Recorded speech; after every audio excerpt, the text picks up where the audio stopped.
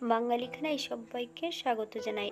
আপনারা তো অনেকভাবে ওলের ডালনা রান্না করে খেয়েছেন। একবার আমার মতন করে সহজ পদ্ধতিতে আপনিও শিখে নিতে পারবেন ছোট ছোট টিপস সহ। এতটাই সুস্বাদু খেতে, আপনি একবার রান্না করলে বারবার রান্না করবেন। তবে আমার বাড়িতে কিভাবে ওলের ডালনা রান্না করা হলো রুই মাছের মাথা দিয়ে, চলুন সেটা একবার দেখে নেওয়া যাক ভিডিওর মাধ্যমে। বাঙালি রান্না ঘরোয়া উপকরণ দিয়ে। আপনাদের যদি রান্নাগুলো পছন্দ হয় তাহলে চ্যানেলটি সাবস্ক্রাইব করে দিয়ে পাশে থাকবেন। পাশে থাকা বেলটি বাজিয়ে দেবেন, নইলে নিত্য নতুন রান্নার নোটিফিকেশন পাবেন না।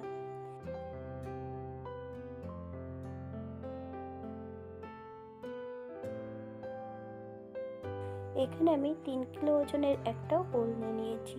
এর কিছুটা ওল আমি ছোট ছোট টুকরো করে কেটে নেব।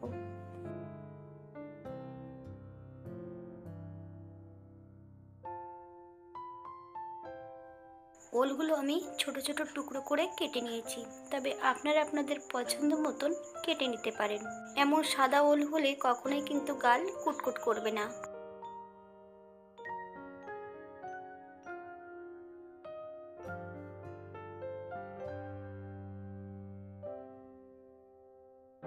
ওলগুলো কেটে বেশ পরিষ্কার করে ধুয়ে রেখেছি। এই পর্যায়ে একটা প্রেসার কুকারের মধ্যে 1 কাপ জল অ্যাড করব। হাফ চামচ হলুদ গুঁড়ো, হাফ চামচ লবণ।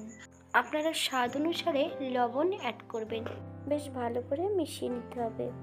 সম্পূর্ণ ওলগুলো প্রেসার কুকারের মধ্যে অ্যাড করব। প্রেসার কুকারে একটা হুইসেল দিয়ে নেব। 10 মিনিটের জন্য প্রেসার কুকারটাকে স্ট্যান্ডিং টাইম দিতে হবে।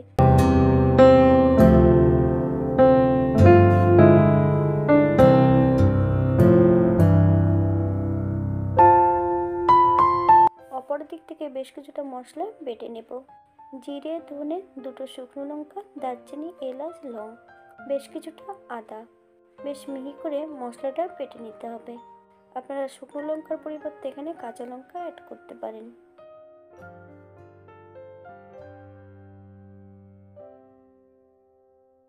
কড়াইতে বেশ কিছুটা সাদা তেল অ্যাড করেছি। তেল গরম হওয়া পর্যন্ত অপেক্ষা করতে হবে।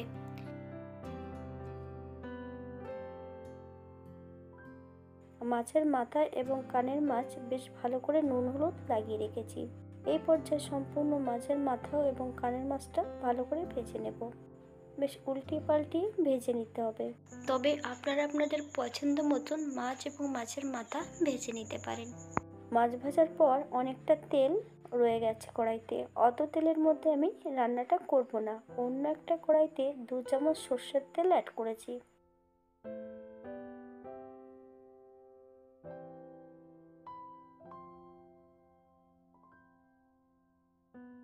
এই পর্যায়ে অ্যাড করব হাফ চামচ কালো জিরে।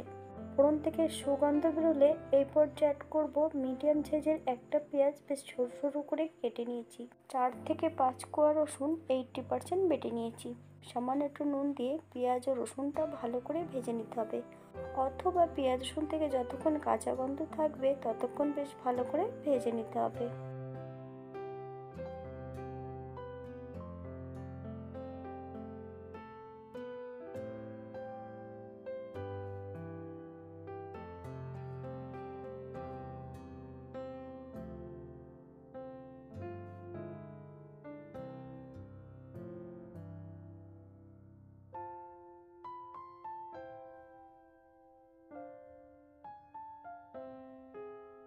পেঁয়াজ রসুন ভাজার এই পর্যায়ে বেশ কিছুটা কাঁচা লঙ্কা ফালি দিয়ে অ্যাড করব। আপনারা যদি পছন্দ করেন তাহলে পরিমাণে বাড়িয়ে দিতে পারেন। এই পর্যায়ে সম্পূর্ণ বাটা মশলাটা অ্যাড করতে হবে। হাফ চামচ হলুদ গুঁড়ো। মশলাটা বেশ ভালো করে প্রথমে ভেজে নিতে হবে।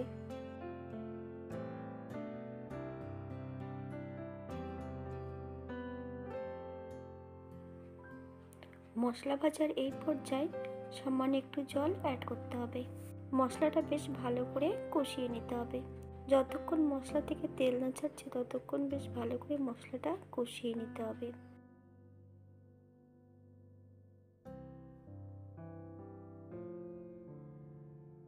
মশলা থেকে তেল ছেড়ে দিয়েছে, তবে মশলাটা কষাতে হবে কিন্তু মিডিয়াম আছে।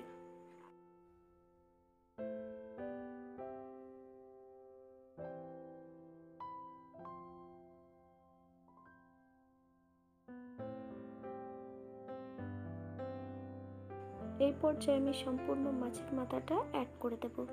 তবে মাছের মাথাটা একটু হালকা করে ভেঙে দিয়েছি। মশলা সহ মাছের মাথা দিয়ে বেশ ভালো করে কষিয়ে নিতে হবে। ওল সেদ্ধ করার পর আমি ঠান্ডা করে নিয়েছি, তা না হলে ওল রান্না করার সময় পুরোটাই কিন্তু গলে যাবে। এই পর্যায়ে সম্পূর্ণ সেদ্ধ করা ওলের টুকরোগুলো অ্যাড করতে হবে। হাই ফ্লেমে 5 থেকে 7 মিনিটের মতন বেশ ভালো করে মশলা সহ কষিয়ে নিতে হবে।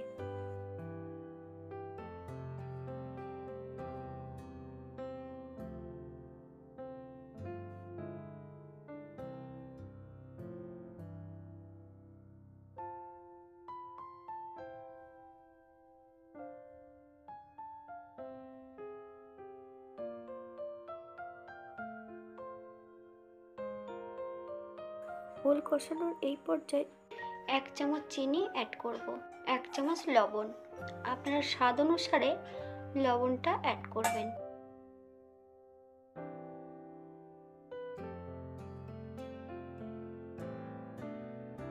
আমি গ্রেভির জন্য 1 কাপ গরম জল অ্যাড করেছি। আপনাদের যতটা গ্রেভির প্রয়োজন আপনারা ততটা জল অ্যাড করতে পারেন।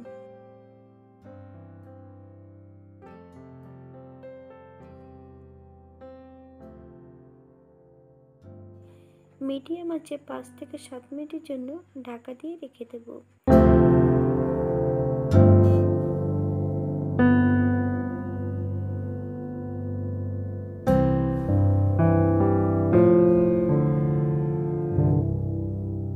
এই পর্যায়ে গ্যাসের ফ্লেমটা অফ করে দিয়ে 5 মিনিটের জন্য স্ট্যান্ডিং টাইম দেব। তারপর সার্ভ করব। আপনারা যদি কাঁচা সরষের তেল পছন্দ করেন তাহলে অ্যাড করতে পারেন।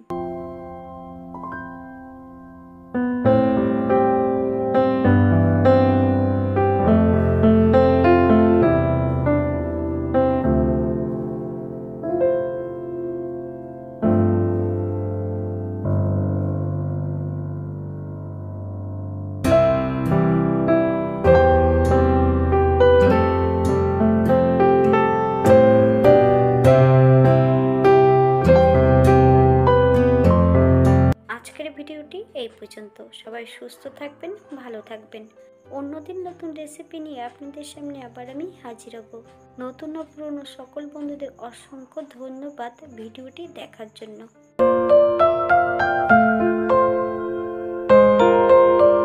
ভিডিওটি ভালো লাগলে একটা লাইক দেবেন।